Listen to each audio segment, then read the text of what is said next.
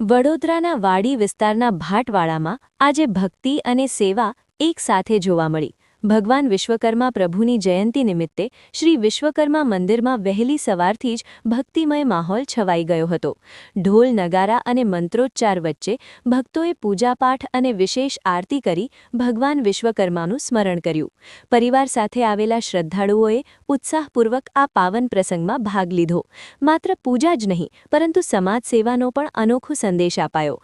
મંદિર દ્વારા મેડિકલ કેમ્પનું આયોજન કરવામાં આવ્યું, જેમાં બ્લડ ડોનેશન, આંખોની તપાસ, બ્લડ પ્રેશર અને સુગર ચેક કરવામાં આવ્યા।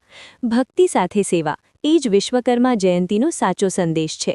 વાડી ભાટવાડામાં આજે આ દ્રશ્ય જીવંત બની ઉઠ્યું।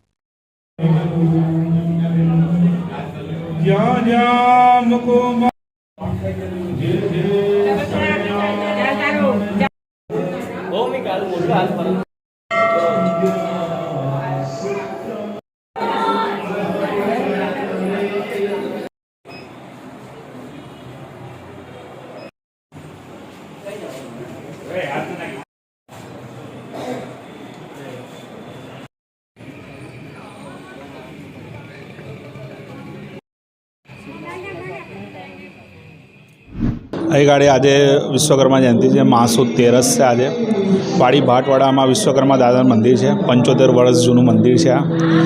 આજે સવારથી 7 વાગ્યાથી દર્શનમાં ખૂબ લાઈન છે, ખૂબ ભક્તો અહીંયા ગાડી આવી રહ્યા છે। અત્યારે 1000-2000ની સંખ્યામાં લોકો દર્શન કરવા આવી રહ્યા છે અહીં ગાડી, અને દાદા સૌના કામ સિદ્ધ કરે છે।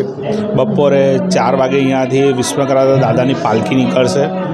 વાડી ભાટવાડાથી લઈને ચોખંડી 4 રસ્તા થઈ નાની શાક માર્કેટ થઈને વિશ્વકર્મા મંદિરમાં રાત્રે 11-11:30 વાગે પાલકી આવે છે। 12 વાગે રાત્રે મહાઆરતી થશે। વિશ્વકર્મા મંદિર તરફથી બ્લડ કેમ્પ પણ રાખવામાં આવે છે। ફ્રી હેલ્થ ચેકઅપ રાખવામાં પણ આવ્યું છે। અને અહીંયા ગાડી દાદાનો અમાસના દિવસનો બી ખૂબ મહત્ત્વ છે, અને અમાસના દિવસે પણ આટલી જ ભીડ થાય છે, અને અહીંયા બધા દર્શન કરવા છે। લોકો સૌની જે મનોકામના હોય છે, જેના મકાન નથી થતા મકાન થઈ જાય છે। વિશ્વકર્મા દાદા જે આર્કિટેક્ટ છે કહેવામાં આવે છે આપણે, બરાબર છે। એટલે અહીં ગાડી સૌને જેના મકાન નથી મકાન થઈ જાય છે, સંતાન નથી સંતાનની પ્રાપ્તિ થાય છે। બધા ઘણી બધી લોકો આશા લઈને આવે છે, પણ દાદા સૌના કામ સિદ્ધ કરે છે।